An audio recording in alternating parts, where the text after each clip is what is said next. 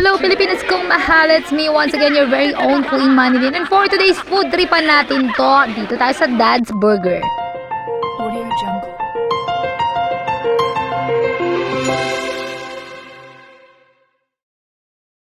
Hello mga gwapa, mga gwapo. So for today's video, welcome to Dad's Burger. We're here, located at Antipolo, malapit sa dating Shopwise, tapat ng PLDT, ng gas station. Ang dami ko sinabi. Today is my rest day, kaya naman niyaya ko yung mga anak ko. Ayan, and yung girlfriend ng anak ko, si Amber, kasama namin mag-dinner pagkatapos maglaro ng anak ko ng volleyball. Nanalo sila for the win! Ayan, so kain kami. Parang pangatlong kain na namin to dito sa Dad's Burger. Ito guys is 219. Only na to, only cheese, only meat. Tatlong flavor ng meat. Wow! And only na din yung mga side dish niya. Only lettuce, only rice. Yung chicken, hindi yan only. So 370 yung chicken. 3 flavors na rin yan. Korean spicy, cheese garlic flavor, yung isa sweet, something sweet, ganon. Tapos ito guys, ayan, only cheese.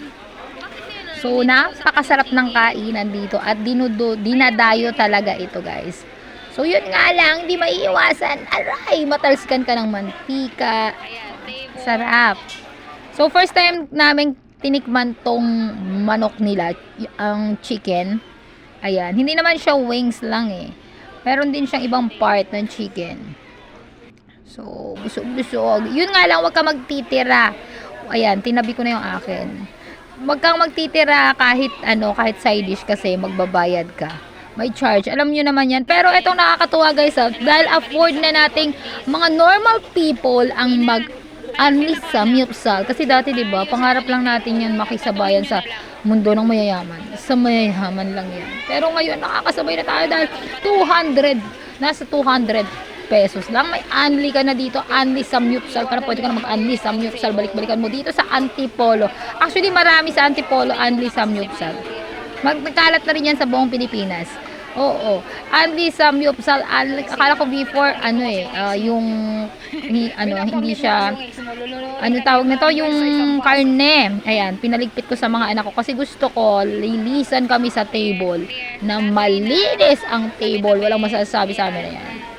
Kung gaano tayo para nakikita kasi yan sa sa tawag niyan, nakikita yung pagtalikod natin sa table na kinainan natin kung ano tayo sa bahay. Yan. Nyo lahat. Diba? Ibig sabihin, patong-patong ang hugasan namin sa bahay. Ayan. So, pinasan pa ako kasi nagmamantika daw. Anak, parang gusto mo nang magtrabaho dito. Yan totoo. Ayan, so patuloy lang tayong mangarap, magdasal, magpasalamat. Ang daming tissue kasi nagmamantika kasi. Pinunasan talaga nila yung lamesa. Ayaw nila iwang mamantikain. So, ayan, ang daming kumakaing family dito. Pwede mo dalhin dito yung barkada mo pagkatapos ng mga practice mo. Ayan, pagkatapos ng mga school activities, office. Ayan, mag-relax ka dito, mag-bend, mag-stretching, kagaya ng ginawa ni ate. Bongga! Hanggang sa susunod na food tripan natin. Ayan,